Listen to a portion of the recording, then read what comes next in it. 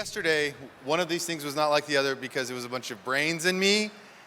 Today, it's brains and muscles and me. So I'm just saying, like, it's a continuous thing. Like, you guys can have a seat. Now, I just wanted to point out, like, there's one obvious difference here. All right, so I would like for, we're going to start at the end with Thomas. He's just going to do a brief introduction, tell a little bit about himself, his fitness stuff, and then we're going to get down to the end of the row, and then we're going to open it up for questions. So, Thomas?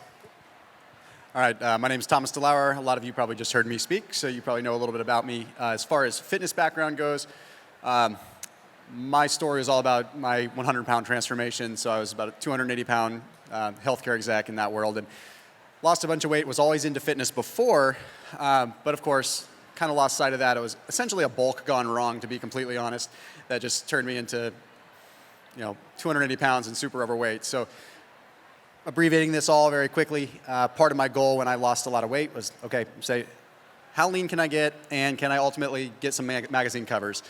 So 16 months later, after setting that goal, boom, landed my first magazine cover, and that's ultimately how the brand started. If it wasn't for leading those magazine covers, then I don't think I would have ever gotten the initial following that allowed me to be heard and be able to talk about the stuff that I talk about now. So that's why I'm here talking about fitness. Thank you.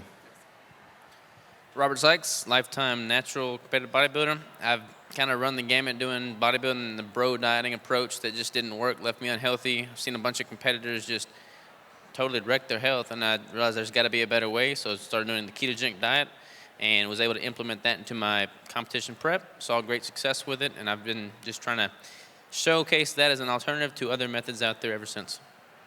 Thank you. Hi, everybody. I'm Kristen Rowell, and I will be on the main stage tomorrow, being able to share with you a little bit more about me, but I'll give you the short version.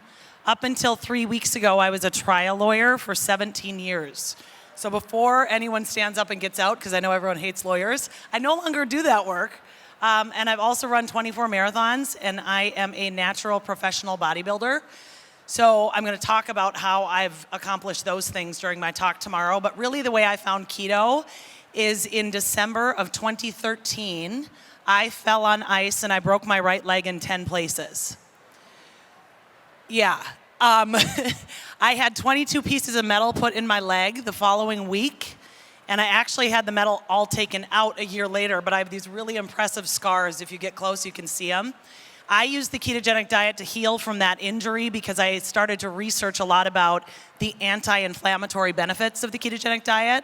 And I was very surprised after I started it that I started to perform better as a lawyer, that I started to run faster marathons, and that I then became a professional bodybuilder. So I'll share a little bit more about that tomorrow, but I'm really excited to answer your questions today. It is a myth that you cannot build muscle on keto. Thank you. My name's Danny Vega. I'm a lifelong athlete. I have a background in strength and conditioning, so I've always been interested in this stuff. In 2016, I discovered the ketogenic diet, and ever since then, I've been really trying to explore all the performance benefits of keto and, of course, carnivore. I did a podcast with this guy over here. You might know about it. And yeah, I'm super pumped to talk about building muscle on keto because we know that it's possible.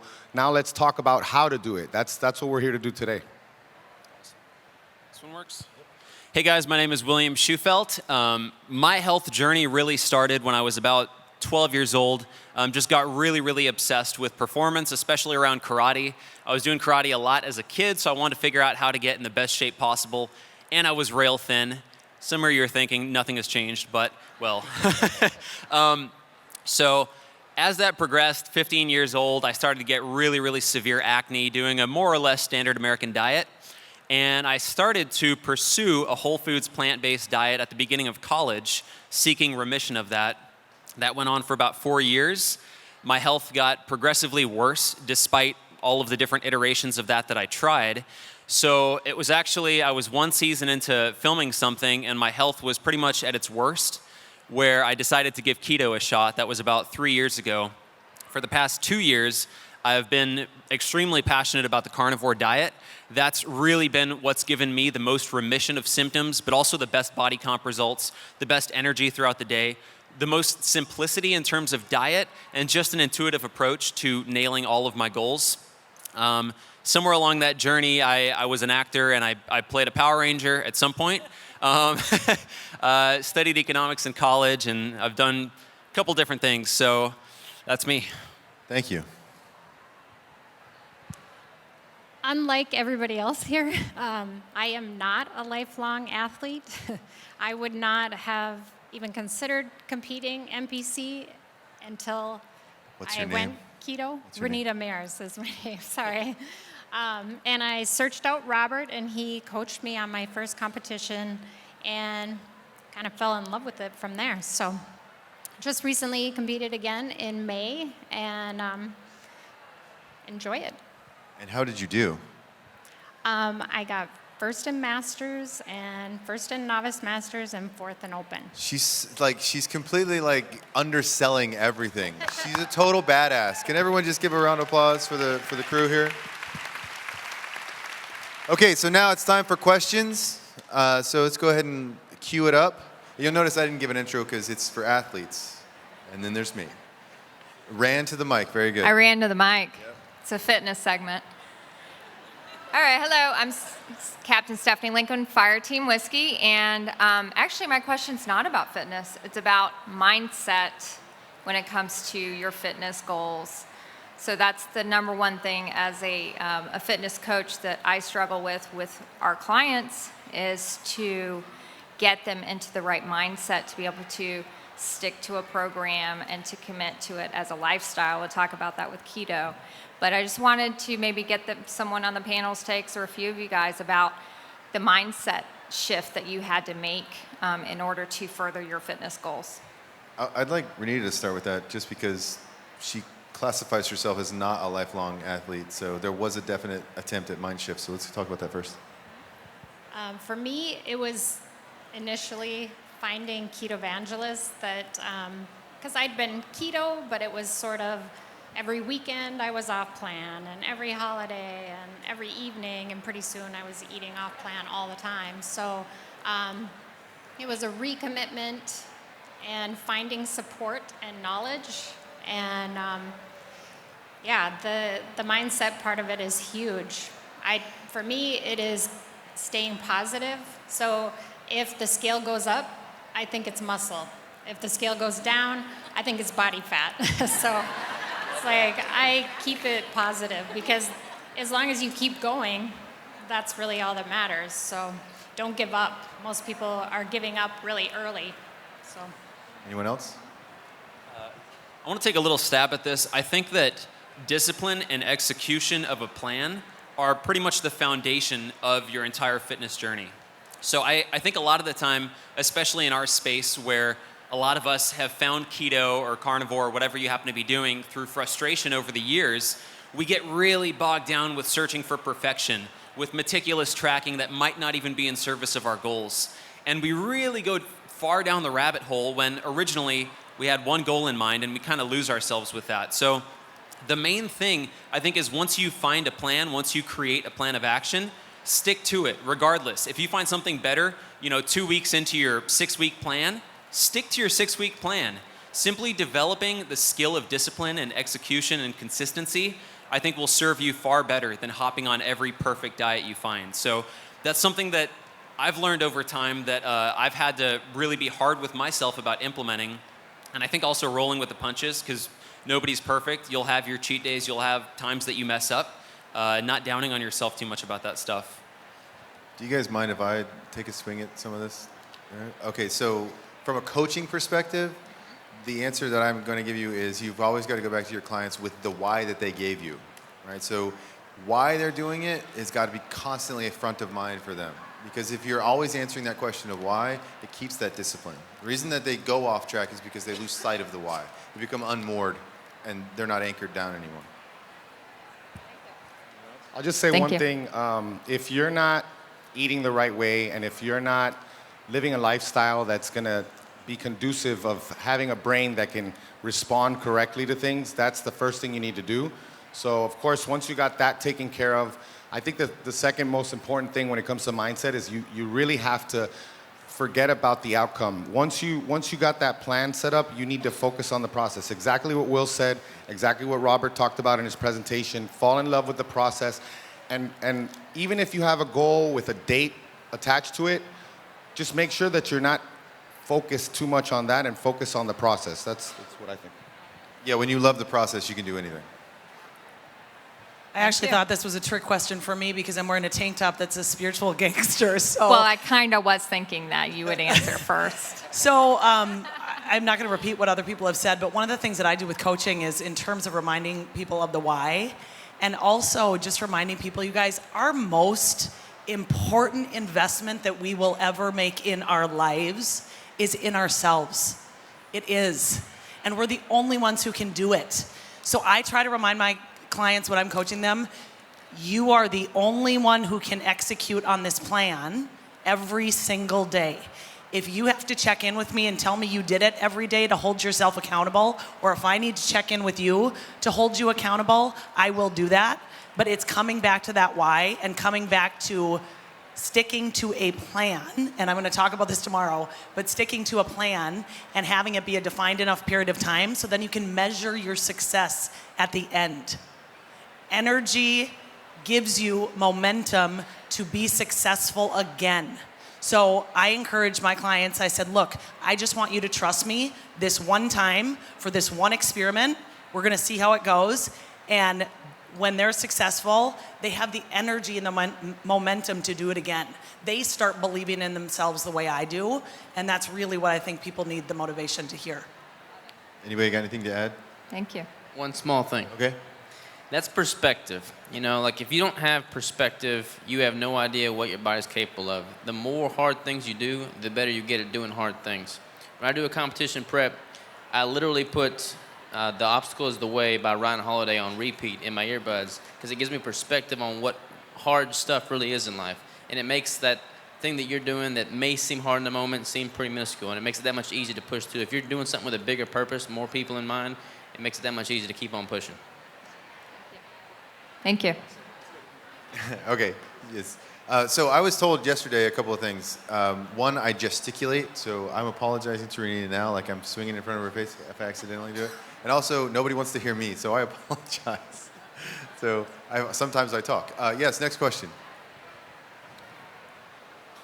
Ooh, I'm nervous. Don't be nervous, we love you. So I recently was diagnosed with polycystic kidney disease. You're good, man. You're good. You got it. I know I need to do keto, and I've been doing it a couple of months, but I also work out in a CrossFit gym, and I'm trying to figure out what the high intensity workout and how to incorporate workout and keto. So is your question how to develop a high intensity workout while staying keto? Right. Okay. Who wants to take a swing at that? Yeah, I'll take that one. So, yeah, as you know, and I started to allude to this at the end of my talk, when you first go keto, you sacrifice a little bit of that anaerobic. And the hard part with CrossFit, as you know, is you're swimming in that gray area between like aerobic and anaerobic, and you're switching back and forth a whole lot. And it can be really tough on keto. And I experience that when I do any kind of HIIT training. To some degree, and I mean, Danny, you might agree with this because we kind of talked about it a little bit, but you can have a small amount of carb backloading that can still allow you to stay well within the realms of the ketogenic diet, little bits of fructose, little bits of glucose in combination post-workout that can give you just enough of that glycogen restoration that you need to get that little bit of an extra edge while not really knocking you out of keto. And that's kind of the stuff that I play around with. But honestly, if your protein needs are met and you do have a good degree of gluconeogenesis occurring, you're going to end up with a good amount of the glycogen that you need anyway. Because on the keto diet, excess protein is going to get converted into glycogen. It does get converted into glucose and is largely stored as glycogen, specifically on a keto diet, which means that the carbs that get created go in your muscles and is what's going to give you fuel for your CrossFit. So my ultimate suggestion with that is, whereas most people are doing their typical WOD, I would highly recommend, until you are fat adapted, be okay with doing a half WOD. Like literally just cut it down, the volume exactly in half, simply because the efficiency of your body utilizing glucose is just not going to be as strong on keto until you're more fat adapted and your body can switch back and forth. So, if you have to do, as many reps as possible for 10 minutes, be okay with doing it for 5 minutes. First of all, you've got a pretty serious diagnosis you're dealing with. You're starting a new diet. You're starting this stuff. So it's kind of that element of compromise that you have to be okay with. It's something that I've had to accept too, is that I'm not always going to be able to train at the same intensity, and that's okay. That's totally okay. Does that help? Yeah. So I just want to, yes, I'm talking. That's normal. You should not be able to train at the same intensity every single time. If you're redlining it every single time, you're going to break down, period. And there's no discussion about that. You have to have low days, and you have to have super high intense days. And you got to be able to match those super high intense days with equal number of lower days. We're guys, right? So we're like, yeah, if I'm not redlining it, something's wrong. No. You got to give yourself room for that. You got to give your body a break. So high intensity means high intensity. If you go 4 minutes in a Tabata protocol, that's 4 minutes. I guarantee you every single person in here would be dead going 95% of max for 4 minutes straight. It's just not going to happen, right? So it doesn't have to be like super long duration. Just whatever, when you're being intense, be as intense as you can. I tell people all the time, sometimes a C is as good as you can get, right, when you're in school. But if a C is your max, then you did your best, period. So don't sweat that. You did your best. Now come back the next day. You're good. Intensity is a relative term. Yeah, right, exactly. Like you're just, even if you didn't sleep well, if you didn't sleep well, your average heart rate will go up 10 beats per minute. So on a day you're sleep deprived, your perception of intensity is totally different. So it's just be okay with that. Anybody else got anything to add? Danny? So with CrossFit, one of my biggest problems is that gym owners feel pressured to crush the people that go there because that's what people expect. They look at the CrossFit Games. So most important thing to me, I think you mentioned it, is not be intense too much. And I would say keep those real tough Metcons to like twice a week, especially while you're getting fat adapted. Work on the strength stuff that we talked about. Make sure that you're resting, getting adequate rest when you're building the strength stuff. And then, if you do want to compete, because I know that's a big thing in CrossFit and you feel good, on those long days, if you're going to do EVA, that's a, 45, 50-minute workout, then maybe it does, help if you want to do some pre-workout carbs. But that's something that everybody has to try out. Everybody has to understand their metabolic background, the amount of muscle they carry, and their activity level. Anybody else? Can I just... CrossFit, Yeah. I was just going to say, CrossFit for me is more close-knit community and being able to work out with friends. So I don't want to compete. I just want to lose and be healthy with my kidneys. Good. You know your goals. That's exactly what I was going to say. Just the idea of prioritizing your goals with your current diagnosis. I can't really say anything about that, but it seems to me that focusing on keto and focusing on nailing your diet would be your number one priority. It's one of those things like, well, thanks. It's kind of like live to fight another day, So you don't want to just start going super hard on CrossFit if it causes you to compromise how effectively you can execute on your diet. If you are super fatigued because you've hardly got any glycogen in you and you're going really hard with CrossFit, like the number one priority is your long-term health. That's what matters. So moderate your CrossFit around that, and that's going to take a little bit of finessing, a little bit of, just seeing how you're feeling. I think what Thomas is saying and what Danny is saying is completely spot on. Ease up a little bit on that, really hard anaerobic, glycolytic, just burning through a bunch of glycogen type exercise. You can obviously stay active every single day. You can go for tons of walks. You can go on hikes. You can ride your bike. Doing these easy aerobic things, you can stay active every day, but the really hardcore stuff, definitely moderate. Renita, you got anything? I can add one more quick thing because I think it's going to answer a lot of questions that people have. On a keto diet, you will be a lot more capable of training within that 1 to 3 rep range because that utilizes that creatine phosphate system. So just keep that in mind, that 1 to 3 rep range, the really heavy stuff, not saying you should go out and get injured, but that could help you out a lot because that isn't going to be necessarily dependent on glycogen levels. That's more dependent on the magical fairy dust of creatine phosphate in our body. So even on keto. Thank you. Thank you. Next question, please. Hi, for you in the vest, great show, just have to say. Thomas, inspired by your speech, and I had this random question. I don't know if anyone else is thinking this here, but I just turned 40.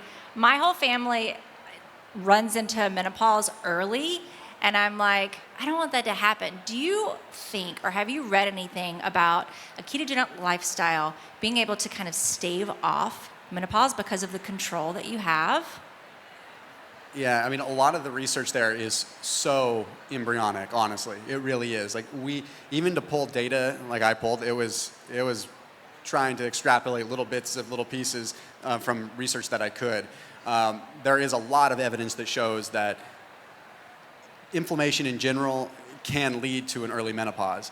And that largely can be dependent upon many genetic factors. So if in your family you have some kind of genetic predisposition to various forms of inflammation or underlying autoimmune conditions that you may not know about. That's the crazy thing about autoimmune conditions too, is that it might manifest through Hashimoto, it might manifest through lupus, right? But you might have hundreds of other autoimmune conditions going on. So my point in saying that is you may have some hereditary autoimmune conditions that are going on that are causing that to happen. So it all comes down to kind of that foundational inflammation where it's like if you can be on a ketogenic diet early enough in life to potentially stave off that and lessen the impact of the immune system on your own body, then you very well could be helping that situation out and delaying it where it needs to be delayed to. But even that is somewhat of a stretch, and I don't want to, speak out of term when the research really isn't there yet. So there are two people on the panel who may have some more information about this. I'm not going to suggest which two, but... So my grandma had hypothyroid. My mom has Hashimoto's. One of my two sisters has Graves. And my other sister and I, who practice a low-carb ketogenic diet, don't have any thyroid problems. I am not saying that it's a cure-all, but actually my mother went through menopause pretty early, so it's something that I've done a little bit of research on. And I haven't found anything definitive, but I can say that I certainly don't think it's going to hurt. So I practice it. I actually do some carb cycling just because I found out for me, for a proper hormone balance, I need to. And so I've just been experimenting with that. But so I think that, my view on it is it can't hurt. Renita? Pre-keto, I was experiencing some perimenopause in my late 30s, and I saw great improvement just with reducing sugar, grains, and soy. So I'm now 45, and I haven't experienced those things since. For me, I think about the fat as the hormone part of it, so I feel like I eat a tremendous amount of fat, so... it's true, I've seen pictures. So, yeah. Okay, thank you. Next question, please. Hi, I'm Ava. I'm a dancer for the University of Minnesota. Go Golden Gophers. Yeah, go Gophs. Yeah, for sure. So when we're training during the year, it can be up to 8 hours a day of just like hardcore rehearsal and also just class. And one of the things I struggle with is trying to find time to eat and not binge eat when I come home because I'm so hungry. So I don't know if you have any tips or suggestions on how you space out your meals or how are you trying to fuel your high performance days, especially during those performances.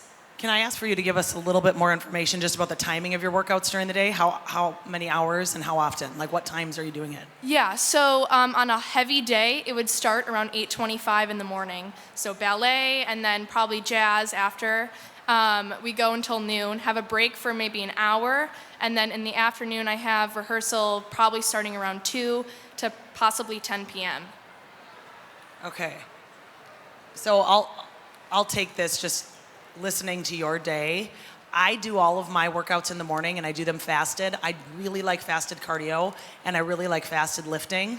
I intermittent fast most days, but when I do a hard lift in the morning or a hard workout, the first thing I do after, contrary to what many people may think, is I do a really heavy duty protein shake. So if I was in your shoes, I know that midday I would do like a major protein shake and a fat bomb nut butter, like an F-bomb or something, that would keep me calorically getting something in my system.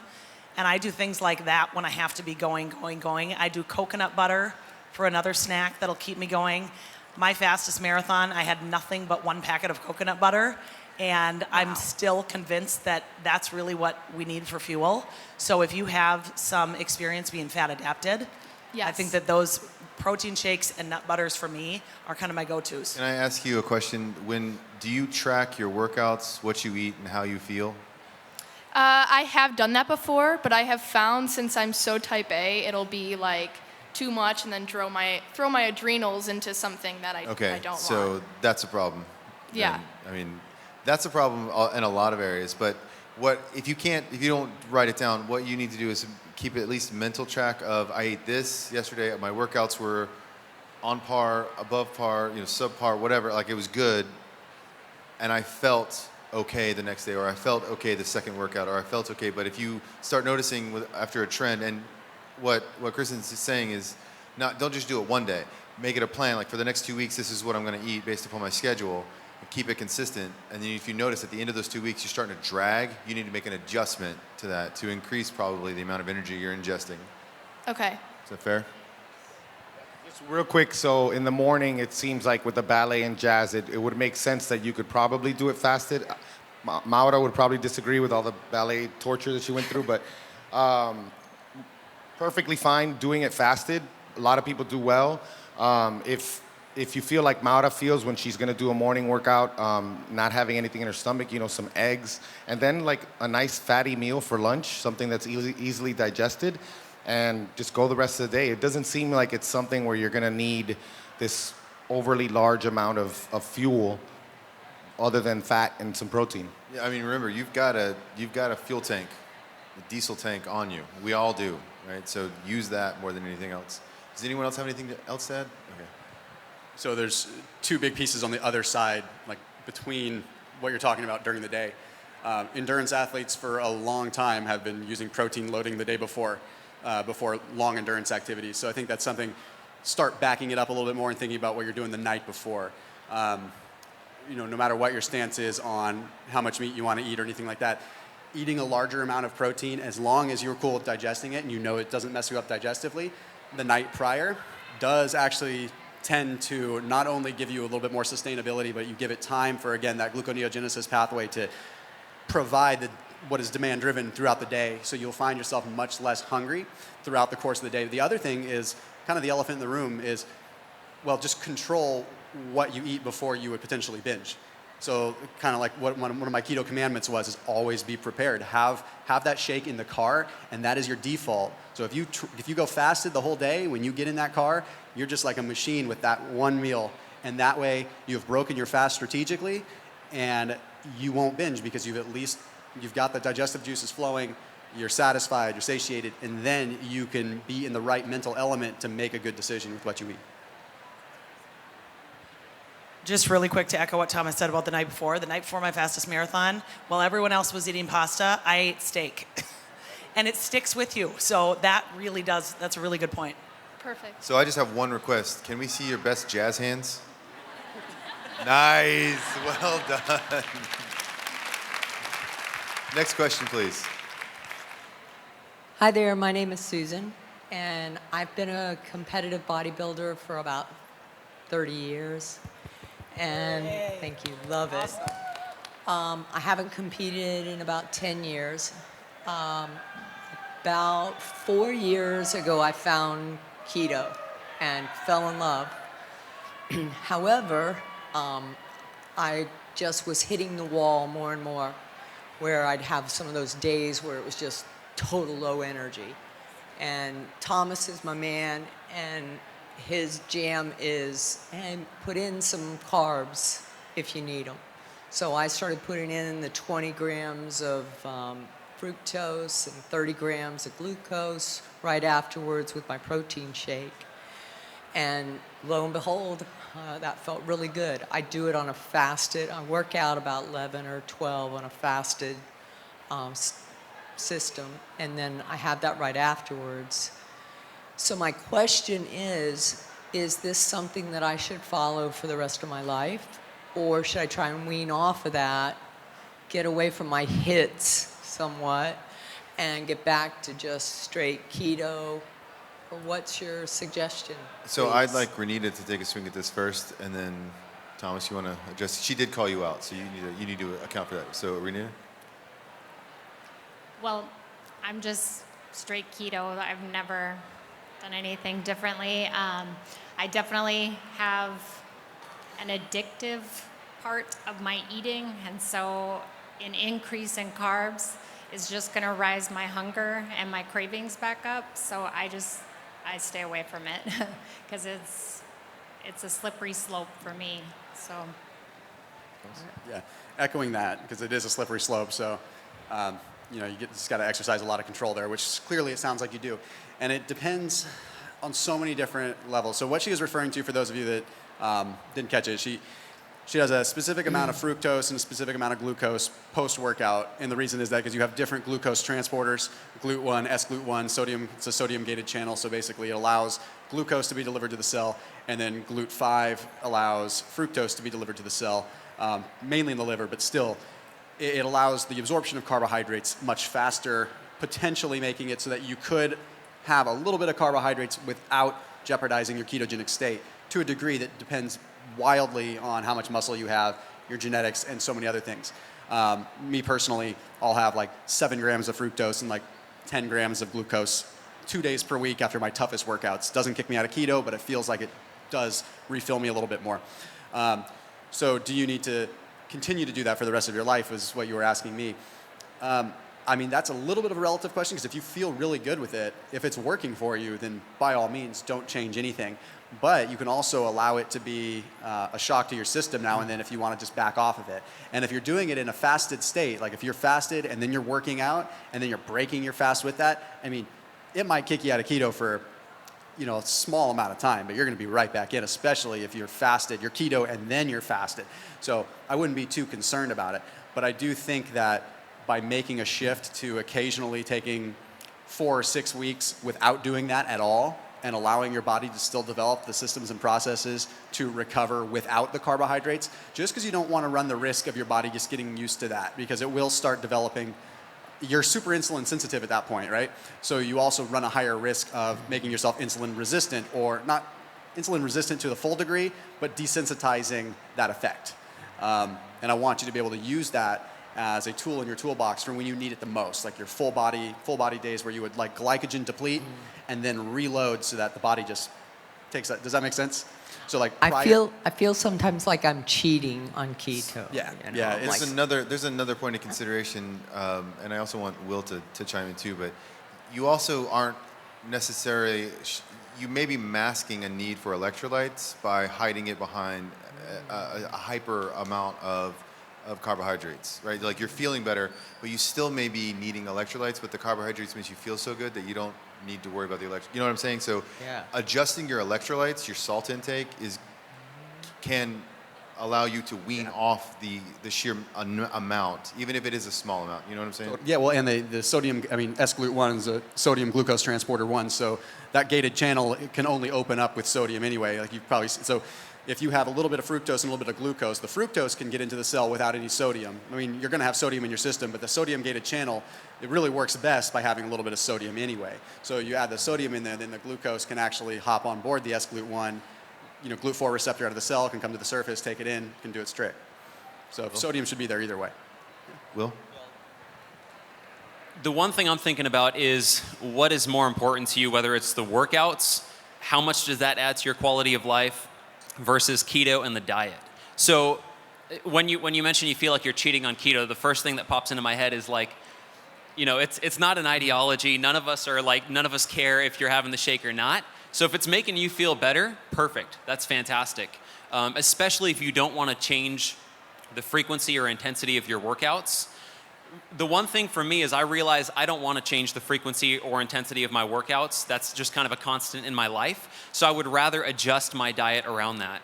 So if having these shakes allows you to continue doing that, which is giving you a better quality of life, you're more active daily, you're kind of checking that box off every day, I would say continue with it. Like, I honestly don't think that that's going to move the needle hugely. You know, that tiny little shake that you have after a super glycogen depleting workout is going to do not much damage at all, I don't think. That's just my 2 cents. Great. One more thing to add on that. I noticed that a lot of people that are, hitting a wall with long-term keto, they'll often see a benefit with doing like a fat load. Like a lot of people do a carb load. Like you could do a fat load, increase your calories, increase your protein, your fat by like 30%, and also increase your sodium by a little bit. I do that like the night before a competition, and that kind of gives my metabolism a bump. It gives everything a bump, and then I'm able to, train harder the next day. Also, you might want to schedule in a deload week every 6 weeks or so. Give your muscles time to recover. That's going to kind of help prevent any, wall that you're going to hit in the future. Danny? Just real quick, I look at carbohydrates like a supplement, If you're doing an activity, and we know we've talked about this for years, the FASTER study talks about how, fat-adapted athletes can use fat at a much higher intensity, a much higher percentage of their VO2 max. If you start to stay at that intensity, let's say above 75% of your VO2 max, and you're doing repeated efforts and they're short rest, then if you want to continue to do that, fat will probably not be able to keep up. You don't have to do carbs, but if you're going to do that workout, and I've been doing that workout lately, that type of workout two times a week, and I've incorporated a carb day, that takes me through to the next day when I do it also, and it's been working great. And one more thing that I've been using is Superstarch pre-workout, and I've actually seen not only that I've had more energy, but my ketones are trending upward, which could be possibly, short-chain fatty acid production. So it actually is not impacting ketosis in any way. If anything, it's helping it. So. Cool. All right. Thank you. Thank you. Next question. Hey guys, I just want to know your go-to meal. I'm super busy. I travel a lot, and I'd love to know, if you just need to eat a really good. So go-to quick meal? Yep. All right, let's start at the end. Let's see if we can do this rapid fire. Thomas? So I'd say for meal prep sake and things like that, I'm always a fan of making cauliflower crust pizza is awesome, right? Because you can make a bunch of it and make it taste good, and then when you put it in the refrigerator, it's good to go. So you can make a couple of them, you can trickle it out throughout the rest of the week. It's easy to measure, easy to map it out. So utilizing cauliflower foods, or one of the other ones that is utilizing more of a cheese base, or one that has a plant-based option too, so that you can get more from the almond base. But then you can actually just lay out all of your macros, if you're counting macros, into a pizza relatively easily. So in my opinion, and then, I don't know, make a sandwich out of it, whatever, and then put it in the fridge, and you just have it set. So when I'm on the run or I don't have a lot of time throughout the week, that really is like a go-to for me, because I just make a macro pizza kind of thing. Robert? So I'm a huge fan of U.S. Wellness Meats has this 75-25 ground beef, and I'll get a bunch of that. I'll buy it in bulk. You can get a discount, and then you just pre-cook a bunch of that and put it in Tupperware. You have that. It's got a good fat to protein ratio. And there's something out there I saw at a booth. It's called a keto brick, I think. I may be a little bit biased, but I like those. I've heard of it. Mine is actually similar to Robert's. My go-to is 5 ounces grass-fed ground beef, 1 cup of spinach, and a half of an avocado, sometimes a whole avocado if I'm hungrier. But I cook 2 pounds of ground beef on the weekends or weekday whenever I can do it, and then I portion that out, and I have red meat almost every single day, and it's really easy. The avocado almost makes it like a paste. So I literally heat up the 5 ounces of ground beef and a cup of spinach in the microwave, because I like my vegetables cooked when I eat them, and then I add the avocado, and it's awesome. Organ meat burgers, bunch of liver, bunch of ground beef, some bacon, grind it up, make it into burgers. You got food for several days, and I do it every week.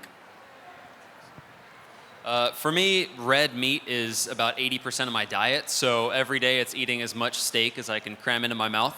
And then around that, I will cycle in liver, I'll do pasture-raised eggs, I'll do whatever other organ meats I can come up with. Seafood, I like to do oysters, some salmon, sardines.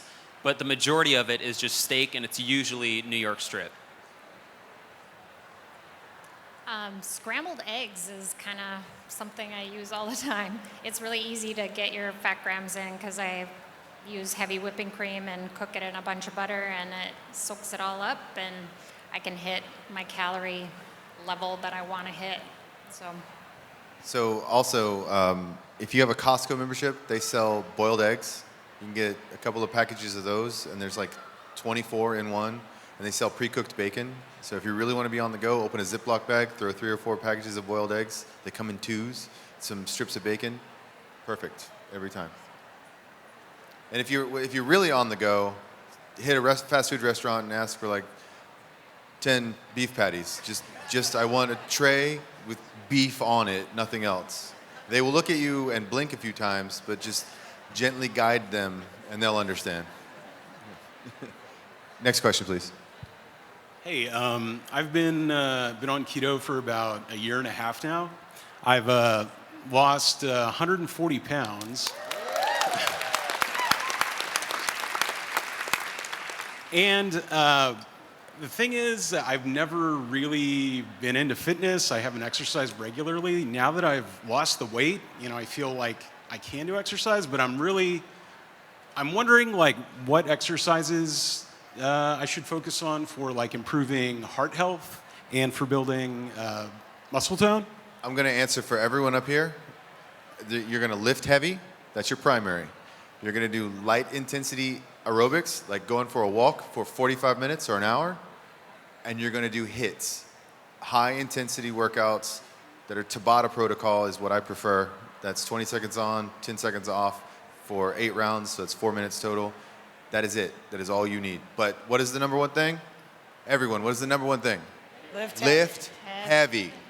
Lift heavy. And heavy's relative, but that's the number one thing. You want heart health? Lift heavy. You want skeletal muscle health? Lift heavy. You want to improve your marriage? Lift heavy. Am I wrong?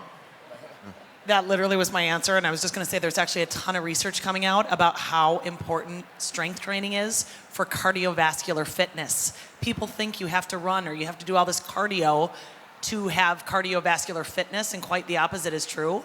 Strength training has an immense cardiovascular benefit, so I always tell everyone who will listen to me, if there is one exercise you can do per week, it is to lift heavy shit. Okay, so go ahead, yes. But along those lines, favorite heavy lift exercise? Go. Weighted hip thrusts. Weighted hip thrusts, go. What is yours? I would say trap bar deadlift. Okay. Regular old deadlift for me. Leg press in the machine. Deep squats, you got to drop that booty low, though, right? Yep. Hex bar, trap bar all the way, for sure. Nice. Thank you. Thank you. Next question. Hi, my name's Cynthia. I've done keto 6-7-ish years. And something that I initially really loved, and especially when I was getting into, is that I felt like I could truly trust my hunger to be a good thermometer. But now that I've done it a while, I feel like I'm so easily satiated. I might go a really long time without eating, and then I kind of sometimes even just completely lose my appetite.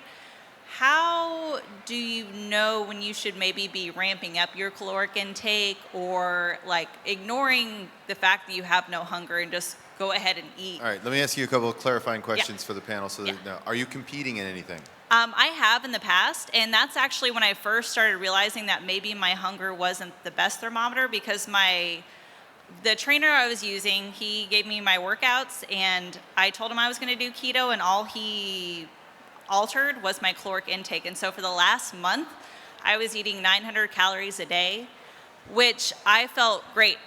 I felt energetic and my brain worked, but I also knew on a certain level, I'm like, that was probably too little for doing a couple hours of cardio a day, lifting 6 days a week with HIIT workouts, but I still felt good. And that's when I realized, I'm like, I think that my body's just gotten maybe great at this, and I've just lost my hunger, and maybe that's no longer a good indicator of how much I should be eating. Yeah, so I'll just, again, I'll the experts will weigh in. I'll give you the idiot's opinion. Yeah. Right? So if your body is telling you, I don't need food right now, you do not need food right now, right? Your body's going to tell you when you need to eat. You're going to know it. So thinking something's wrong, I'm not hungry, is only wrong if you know you've got a competition that you've got to build for, that you've got to kind of overcome some of those natural impulses because you know what's coming up. Yeah. Right, but if it's not if it's a situation where it's just you're doing it for overall fitness, just listen to those signals, and I'll let the experts weigh in now. I'll say something real quick because it reminded me of something Ali Miller's been talking about. And obviously, if you guys don't know who Ali Miller is, you need to rethink your whole life. So, so one of the things she talks about, and I believe it's a leptin deficiency. It's hard for me to understand because, you know, leptin, we associate that with satiety. So it's weird that you're feeling a lot of satiety, but leptin is down. So I don't quite understand that, but she's talked about it a lot, and you look like the stereotypical example of what she talks about. A lean woman who is very keto adapted, that has been doing it for several years, and doesn't have an appetite. You know, 900 calories seems very low, and I don't want to tell you not to listen to your body because that's super important, but I can't believe I'm doing this again. I'm going to talk about carbs because that's what Ali says. You know, you may need to incorporate some carbs to get a little leptin reset, and that might help you get your appetite back. Hold on. Before you go, Renita wants to chime in, and Danny took her microphone. I'm going to contradict you. Yes! We have dissension in the ranks. Yes. I feel that all y'all are under eating. Air one of you. Every one of you. No, I think a lot of times, yeah, your hunger is not trustworthy because I think it's important to have an idea what is an adequate amount of food to consume. You know, when you're looking at your activity, you should be thinking fuel, not, you know, what is the least amount that I can possibly get away with and still perform. That isn't an optimal way of thinking, you know. So I think you can grow your hunger and grow your metabolism by baby stepping your calories up. You can get there. Yeah. You want to go first? Do you do any DEXA scan, bod pod testing, in-body, any of that? And the reason I'm asking is, one of the things I'd be concerned about with that low of a caloric intake, I would almost assure you that you're losing some amount of lean muscle tissue or having some effect on your bones. And for me, I do regular testing because it's about longevity and it's about my overall health. And I think those things are really important. So even if I'm not hungry, it would be important for me to make sure I'm getting enough nutrients to focus on those other issues. I want to be clear. I'm not advocating for a 900 calorie, no, I'm saying if that's what you're eating for a day or two because you're not feeling hungry, and the next day you're slogging through 7,000 calories because you're famished, do that. I'm not saying like never eat more than that again. I'm saying if you're not hungry, don't eat. Yeah. But if you are hungry, you better eat. Well, and you better eat beef. Yeah.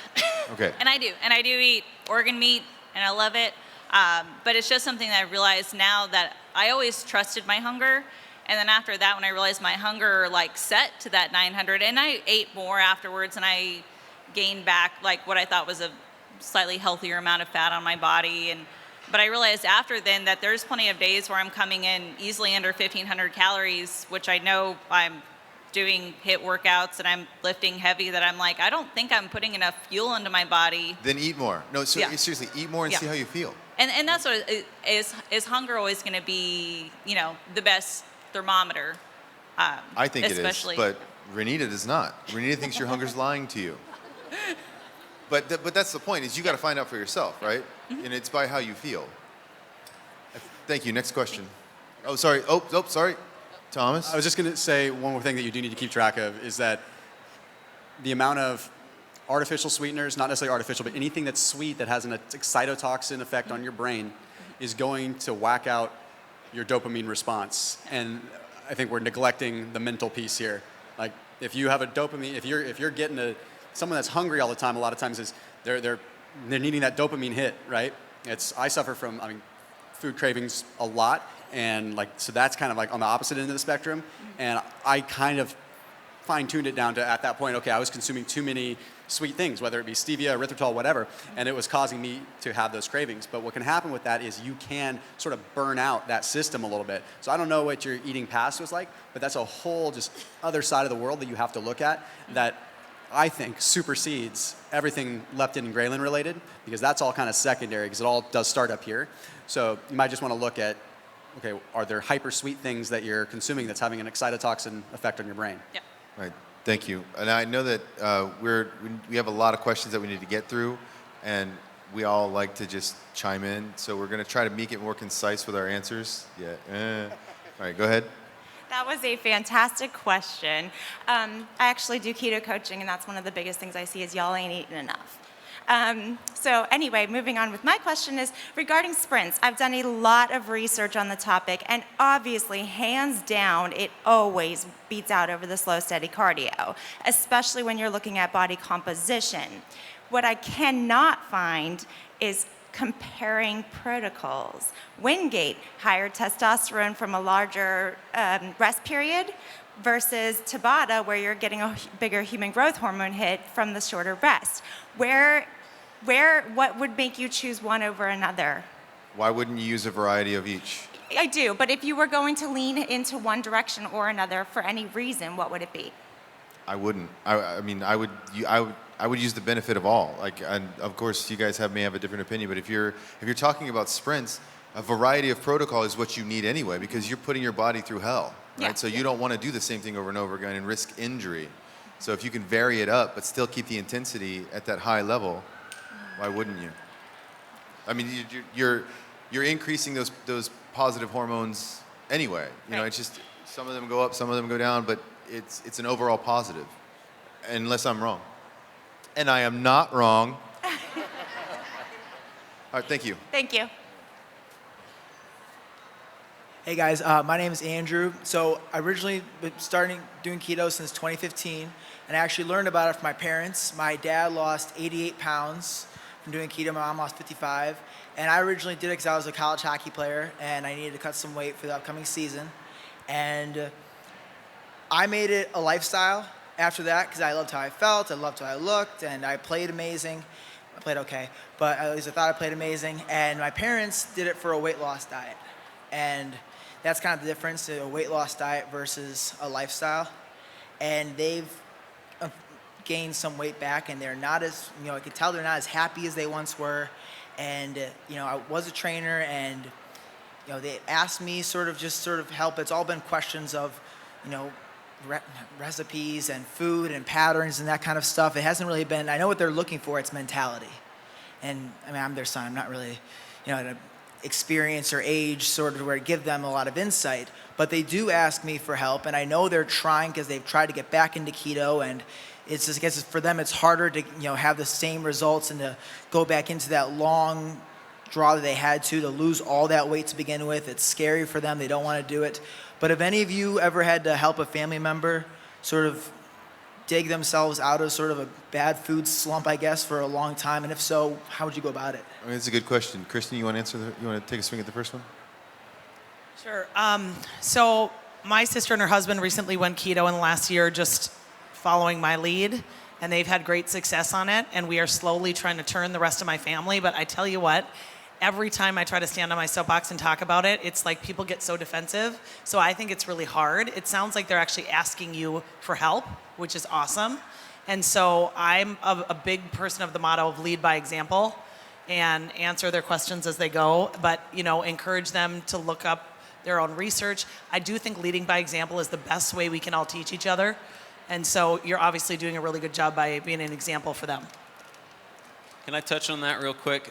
So my family's actually here. They're in the audience. Raise your hands. Raise your hands. Where are you? Where are the shoe There we are. There we go. Yay. And not one of them is cute. No, never mind. No, but honestly, this is something that's kind of happened in my life a couple times now where, so when I was plant-based, it was literally leading by example. And eventually my family started incorporating a lot more salads, green smoothies, things like that. Now I realize what a mistake that was. No, so now that I've been on the keto for 3 years and carnivore for 2 years, it's the exact same thing. Anytime I've ever tried to intellectualize or argumentatively convince my family to do anything, it does not work at all. But when you live it by example, when they see you getting up at a certain time, eating a certain way, staying consistent with things, I think that's really all that needs to be done. If you can give them advice that would fit their goals, I think that'll go a long way, because sometimes we're like a little bit extreme and we're like, oh yeah, so just eat steak and eggs, that's it. And it's like, wait, what? coming from where? You know, like what were you eating before that? You can't just jump off the deep end like that sometimes. So I think maybe being incremental with it and just supporting them, but not pushing anything on them. Anyone else? None of you have family you've tried to convert? It's happened with me, and like one of the things I love that you and Chris talked about on your podcast, like the first episode, is that people are not going to listen to you proselytizing to them.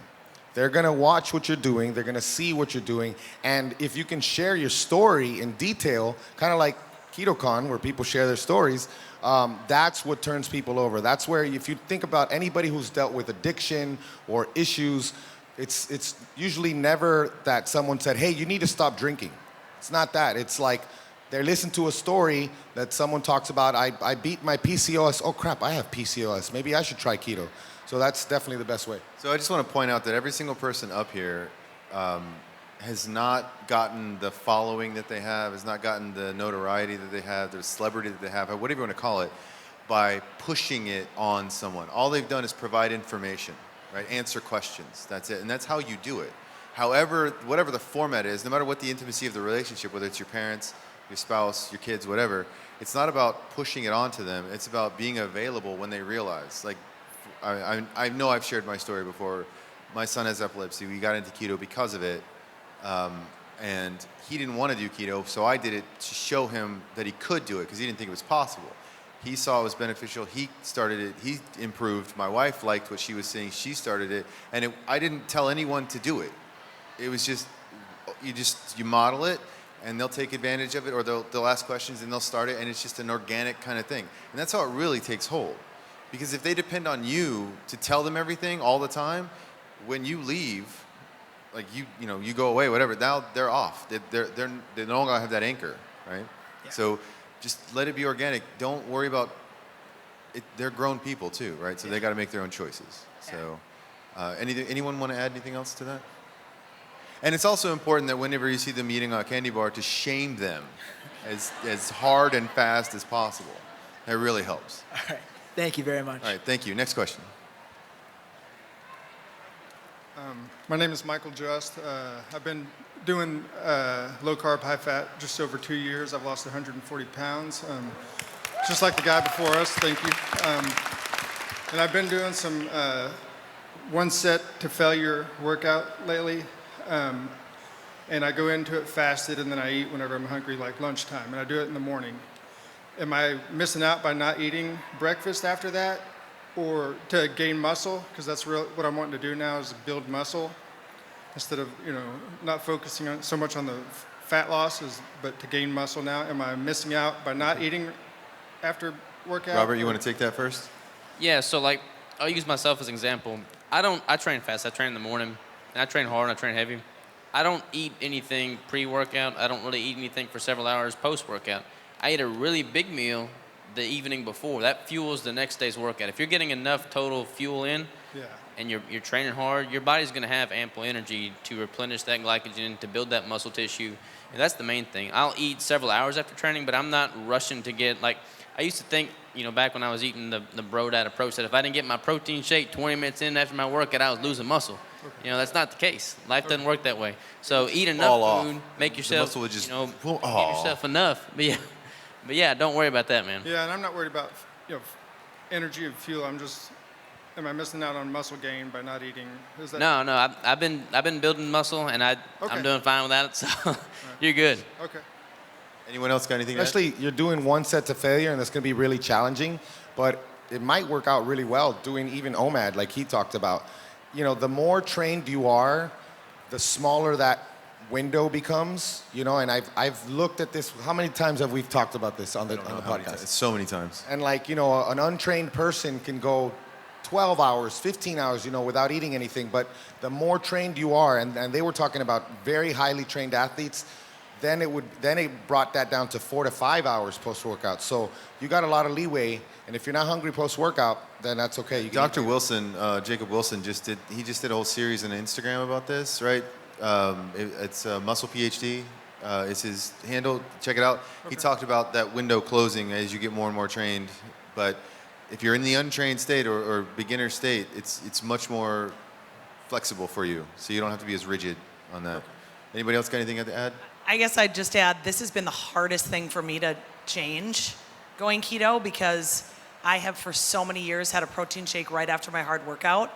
And so I was very terrified that I wouldn't have the muscle gains if I didn't do it. So I actually just recently started experimenting with doing some essential amino acids in either a tablet form or doing just 5 milligrams or 5 grams of leucine right after my workout instead of having any calories or any protein shake. So that's something else you might want to consider.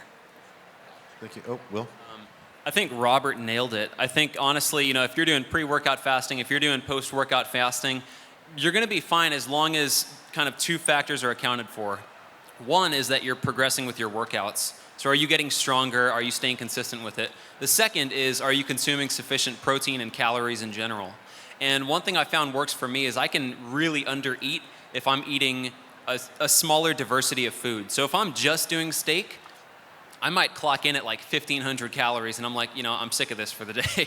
So I find for me, actually including diversity in my foods, meat and eggs and seafood and maybe a bit of dairy and things like that will actually ramp up my caloric intake, allowing me to continue progressing in the gym, salting everything really well, making it hyper palatable. Primal Kitchen steak sauce has been amazing. So that really helps me just down a little bit of extra food. So finding those kind of tips and tricks to make sure that you are consuming enough food. But yeah, those are the 2 main things. Are you getting stronger? Are you eating enough? And that's really what you should be focused on. I think sometimes, the meal timing and it was 45 minutes, should I have had breakfast? Those kind of things, you can get lost in the weeds a little bit with that. Got anything? No? Renita's just shy. She has comments, but she's just going to keep them to herself. Thomas, got anything? Okay, thank you. Thank you. Next question, please. Thanks for being here today. Really appreciate it. I know we've already had a question about CrossFit once already today, but mine actually is more along the competitive side of it. Can you start over? My question's more about the competitive side of it. I've already done 3 competitions using targeted keto, but they're 1-day competitions. And if we're looking at competitions over 3 days, how would you go about incorporating, using a ketogenic diet, but still being fueled during those competitions? We're talking about 3 or 4 highly intense competitions each day for 3 days in a row.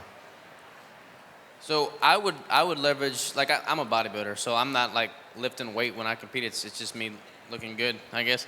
But I lift weight a lot when I'm training for that event. But I've had clients that are powerlifters, CrossFitters, and I'll implement the same technique, having that fat refeed. So basically, just to give you some numbers, the night before each event, you have to play around a little bit. Everybody's gonna be a little bit different. But I found like starting out with your baseline calories, add about 30% to that. Give yourself another 1,000 milligrams of sodium. Make that 30% come from both protein and fat, and that's worked wonders for me and my clients. Repeat that one more time, just so people are writing it down. Say it one more time. So take your baseline caloric intake, roughly, increase that by about 30%, both of which coming from protein and fat. Give yourself a bump in sodium by about 1,000 milligrams, and then do that each day prior to the event. So if you're doing 3 days straight, each evening, have that increase, like that keto caloric refeed is what I call them. Would you mess with that, like outside of those competitions, like once a month or once every couple months? Yeah, so like if you're training and you've got a pretty good replica of what you would be expecting on a competition, you can kind of experiment and see, because it might be 35% increase, might be 40%. I mean, everybody's gonna be a little bit different, but just play around with it. Find like a replicated event, and then do that the night before and see how you perform. And then if you need to increase the sodium, tweak something a little bit, you've got time out. I mean, you don't want to wait to the final hour to be experimenting. So I would intentionally try and do it as an experiment prior to the actual event. Danny? Most CrossFit events on competition day are going to be extremely glycolytic. So, it's going to be an AMRAP. It's going to be something for time. So you are going to be redlining it. And when you're training, you don't have to do anything, honestly. When you're training, probably even better to try to do as little carbohydrate and complicate things. But on race day or on competition day, especially if there's 3 days, if you're taking in a little bit of carbohydrate before, like I said, as a supplement, you're gonna burn through that, and by the end of the day, when you test yourself, your body is gonna tell you that you're in ketosis. I can almost guarantee it. And if you're doing it multiple days, you'll be great. But of course, when you're not training on those days, later on at night, eat a nice, big, fat, healthy meal. You don't have to load up your carbohydrate stores like everybody used to do, like eating 400 grams of carbohydrate. We're talking about 10 to 15 grams, maybe even 10 grams before each WOD. So if you got 4 WODs that are always going to be very intense, 10 to 20 minutes or so, that's 40 carbs for the day that your body burned through during the WOD. So, yeah. Anyone else got anything else? Great, thank you. Next question. Hi, my question's about protein, insulin resistance, and weight loss. I was wondering if you've noticed any differences between going from that 0.82 to 1 gram of lean body mass for protein. Do you think if you're insulin resistant, you might be better at that 0.82 versus that 1 or even above? I know it's a really hot topic and everyone's kind of all over the place now, so any clarity or anything on that? Who wants to take the first swing? Yeah, so I'll start off by saying that insulin resistance in general gets a bad rap because it's only talked about generally mainstream with the diabetic community and everything. So, and I think I know the particular topic you're talking about because I've been kind of seeing the buzz on that. Yeah. And I've had a hard time determining if they're talking about peripheral insulin resistance or what. Because peripheral insulin resistance isn't necessarily a bad thing. And to give a simple example of that, and I talked about this in my talk, but when your cells are so accustomed to utilizing ketones, they will turn a blind eye to glucose. And what will happen is, by default, that glucose will either shuttle to the brain or get stored as glycogen. And just because the cell becomes peripherally insulin resistant, that's not necessarily a bad thing. Now, and the studies have shown that when you come off of keto, that the insulin resistance remains for only about a week, and then you become insulin sensitive again. So protein and its effect on insulin resistance it's a pretty negligible thing, because if someone is in a ketogenic state and they're consuming either 0.8 grams per pound of body weight, or they're going all the way up to 2 or even more, if you're insulin resistant at that level, it's really not going to matter, because the excess glucose is more than likely still going to either get shuttled to the brain, or as soon as you do start working out and insulin sensitivity comes back, it's going to replenish glycogen. So I guess what I'm ultimately trying to say is I would not concern yourself, especially at that small of a difference between the protein. It's just the studies are showing that you can get by with a lot more protein than what was thought 2 years ago. Right. The keto police used to just be like, no, stop the protein here. And now it's like, nah, actually, you're pretty good. Yeah. Cool. Anybody else got anything? No? Thank you. Thank you. Next question, please. Hello. Hi. Okay, so I've been keto 2.5 years now. I started lifting about last year. I'm nervous. Sorry. You're good. You're good. My question, I guess, is originally I lost like 25 pounds, but when I started lifting, the scale started going back up, and I'm actually, can you hear me? Sorry. I weigh, oh my God. I'm sorry. You're good. You're good. You got this. Okay. So I weigh more now than when I started keto 2.5 years ago.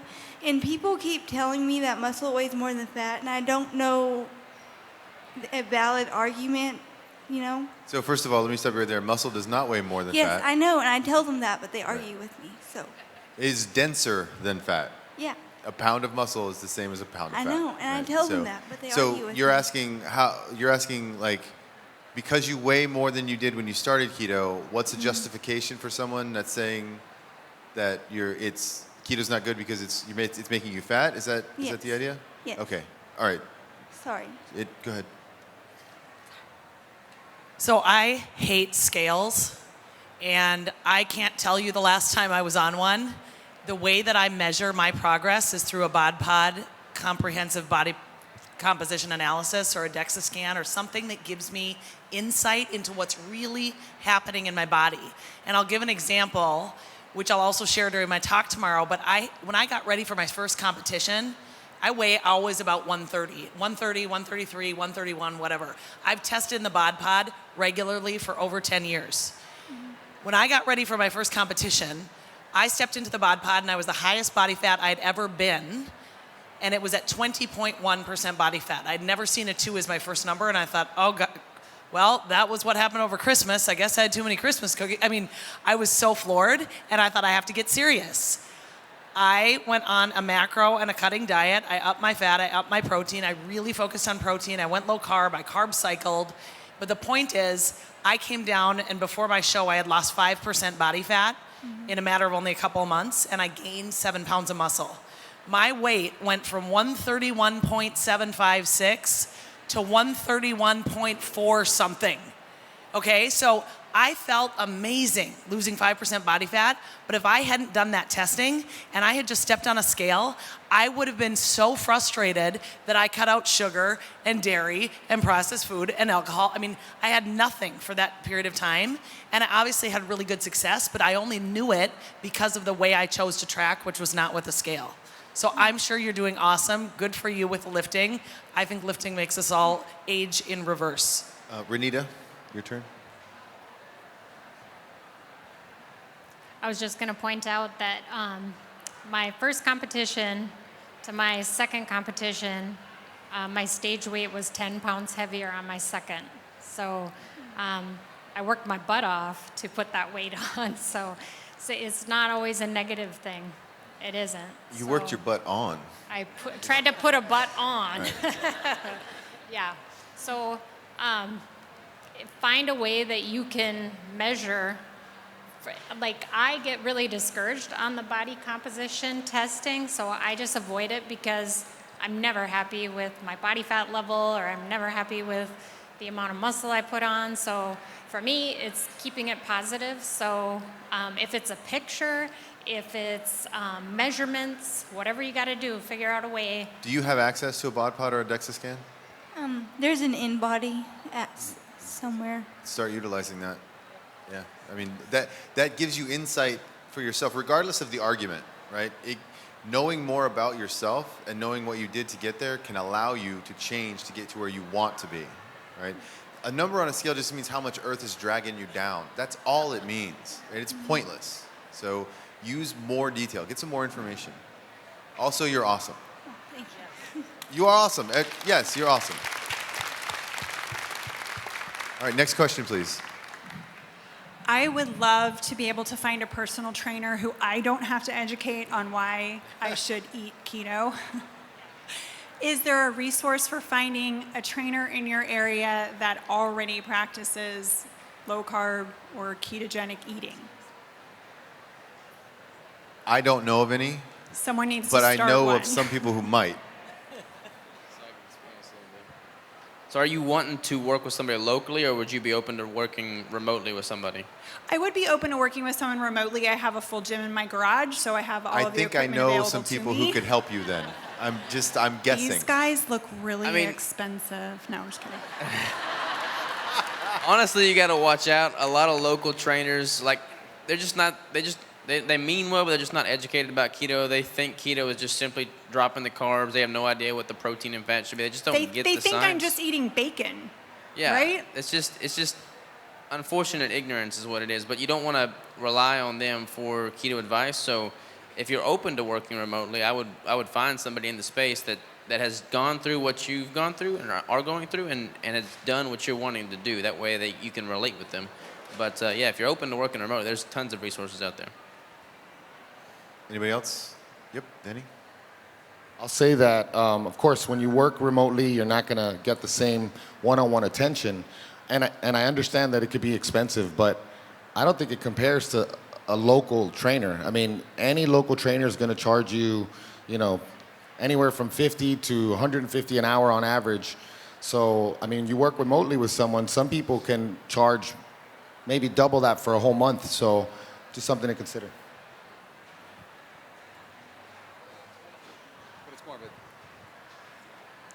You should tell them that you'll teach them how to do the keto diet, and they train you for free. I love that. Good idea. Anyone else? Renita? If only there was a coach who was a bodybuilding champion. No? Thank you. Next Thank question. you. So I'm a little younger everybody else. Keep talking. Get closer to the mic. I'm a little younger than everybody else asking questions, so what would you recommend or tell a high school kid trying to stay keto with a really busy lifestyle, like working at a fast food restaurant or having marching band every day or having to do school and worry about homework and still wanting to get fitness in and still wanting to eat the right stuff? What restaurant? What restaurant? I work at Sonic. Do they sell hamburgers? They do sell hamburgers, yes. Do you know where I'm going with this? Yeah, You have access to the hamburger patties after they are cooked. I do. Grab all of them.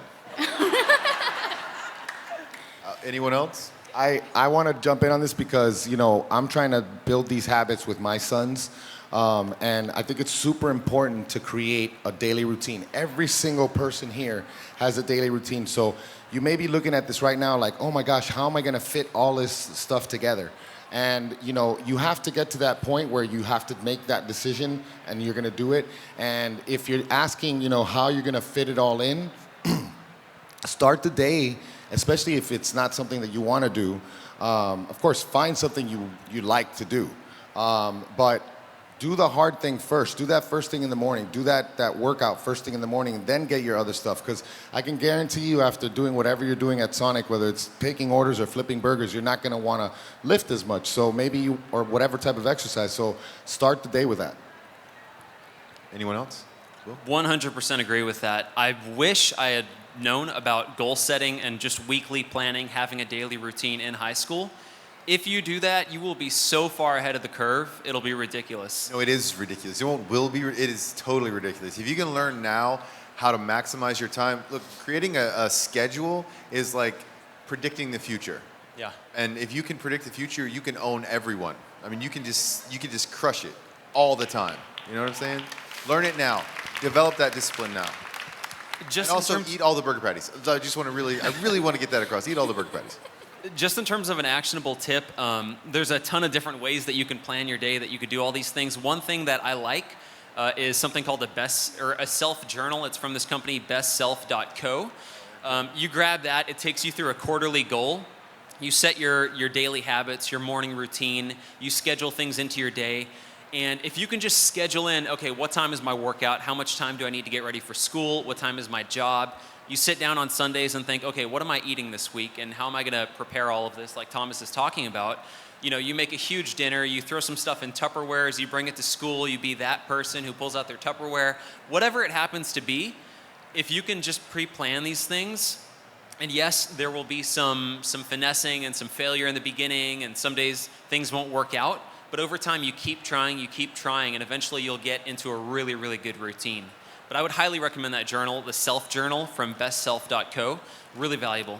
And practically speaking, like I said, go to Costco or get your parents to go to Costco and get boiled eggs, pre-cooked bacon, use Sunday to cook for at least a couple of days into the week what you can pre-plan, and just have it available. Have it in containers for you. Grab it and go. Have it available in your bag when you're transitioning here and there, or whatever. Just make it easy and convenient. Macadamia nuts are huge. I love them, probably too much. I mean, just anything that's, pickles even. Just get a Ziploc bag with a pickle in it because you need the electrolytes, that kind of thing. Just whatever you need to do. If it's portable and it's easy to eat, make sure you prep it on Sunday night. Get ready for the school week. Also, what's the big takeaway? What's the big takeaway? Planning. Eat all the burger patties. Anything else? Thank you. Next question. Uh-oh. Hey. Dr. Well, Anna Brian, Quebeca. you said it, daily routines. So could each of you snapshot your daily routines? I would love that. Discuss our daily routines? Yeah, just a quick snapshot of daily routine or your daily All right, hack. who wants to go first? Danny, you want to go first? This is like the most passionate thing for probably all of us. Yeah. So first thing I do right when I wake up, I turn on the sauna. I make Mauro's coffee while the sauna's heating up. Super important. 4:30 now. It used to be 4:30 most days. And I do meditation in the sauna.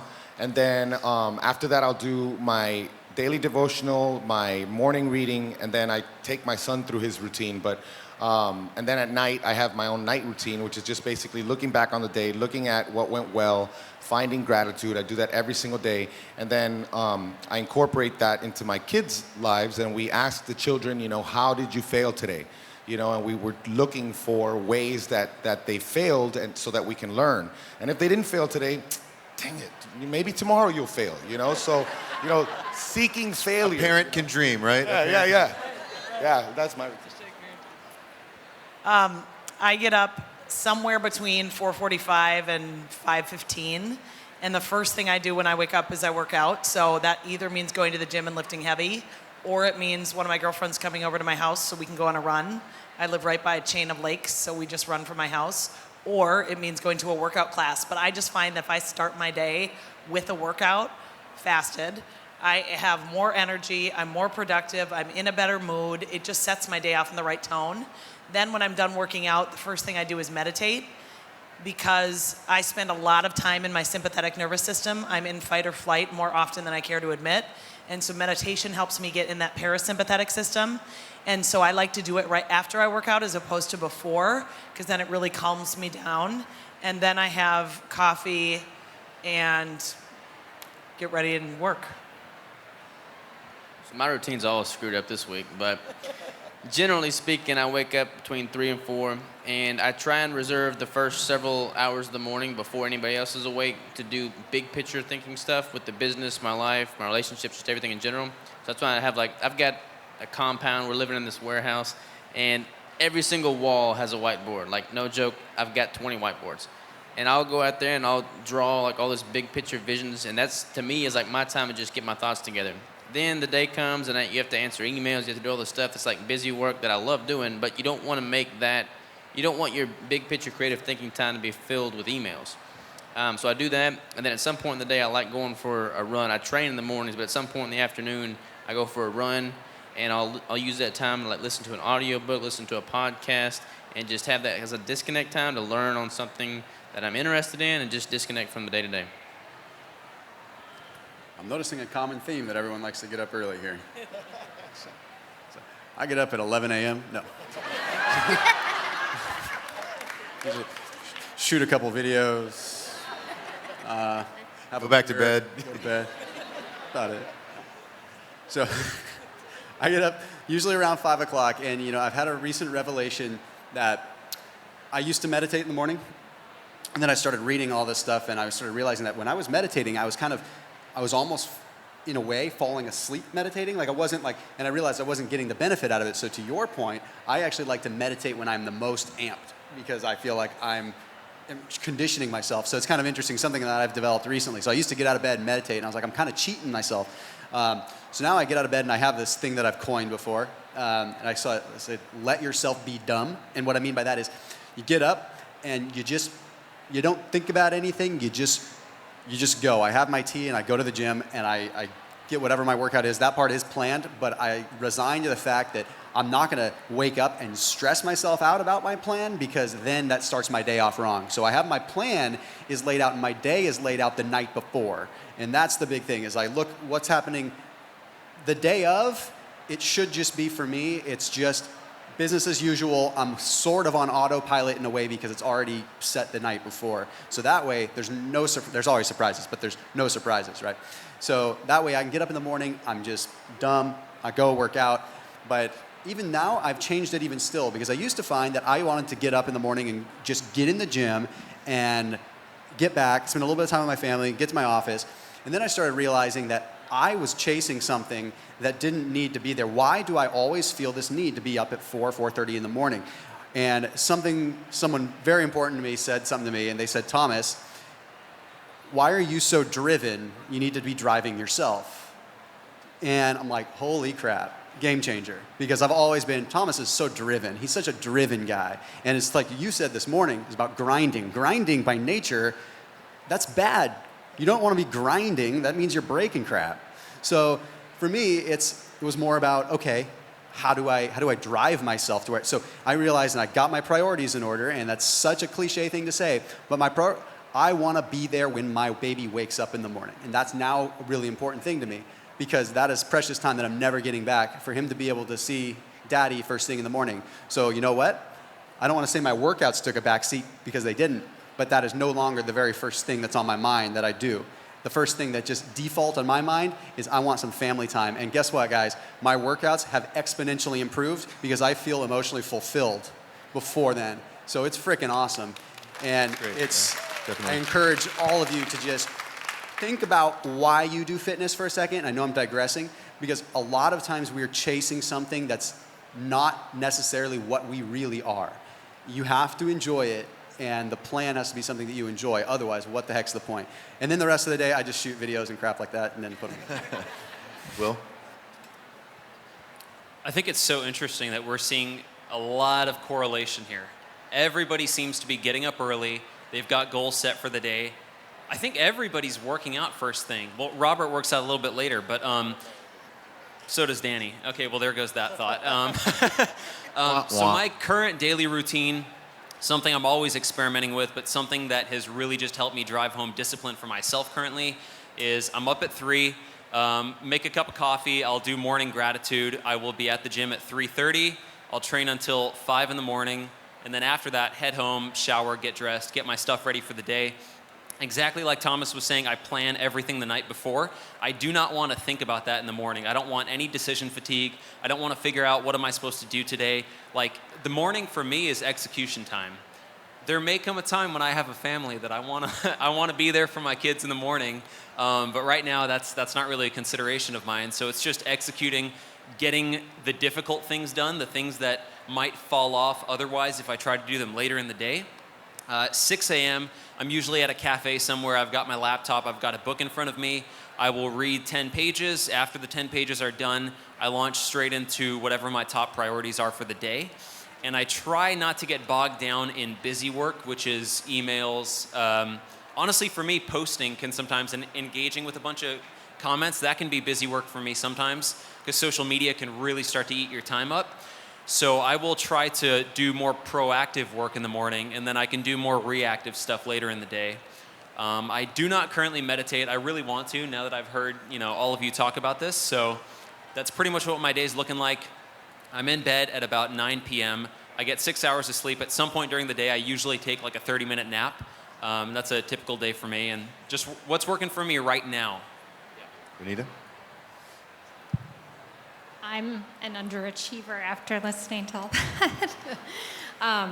My husband gets up at 6 and makes coffee for me while I'm still sleeping, but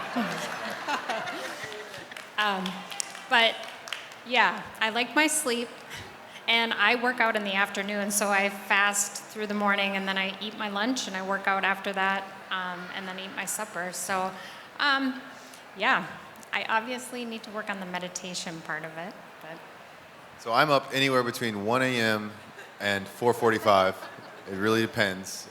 And if I'm up at 1, my day starts with me. Well, regardless, I spend 15 minutes of just sitting there. And I'm not necessarily meditating. I'm just being in silence. And what I'm trying to do is direct my thoughts. And maybe it's meditation, but it's not specifically trying to like focus in on a thing. I'm just trying to be silent. I'm really just trying to be freaking quiet. And it's amazing what it'll do for your brain just to start the day. Like when you get up, and the first thing you're doing is looking at your phone, you turn the television on, like it's just all of a sudden you've got this bombardment, but just slowing it down. I drink decaf coffee, not every day, but when I do, it's decaf. I'm at the gym by 5-ish. I do an hour and a half on the weights. Unless I really don't want to do any cardio, then I'll do an hour and 45 minutes on the weights. And then I row for whatever time I've got left. I'm out of the gym by around 7. I listen to various things. Sometimes it's scripture, sometimes it's podcasts, sometimes it's audiobooks. I rarely listen to music anymore. Is that sad? Like I'm always the same exact way now. Yeah. So, and I'm just when I start work, it's about just getting things done and moving, and just trying to be too fast for anything to take over. And then I'm in bed by 10 o'clock usually, hopefully, at night. It depends on whether or not jiu-jitsu goes long or what kind of a session it was. I do jiu-jitsu in the evenings. That's it. So, okay, so I'd like everyone to give a round of applause for our panel, please. You guys are awesome. I love you guys. Really do. So Thomas DeLauer is going to be over in Redmond, not Washington, the actual Redmond booth here. Right, going to Washington. And as soon as he leaves here, so if you guys want to meet and greet him. Otherwise, thank you very much. Thank you, everyone. I really appreciate it.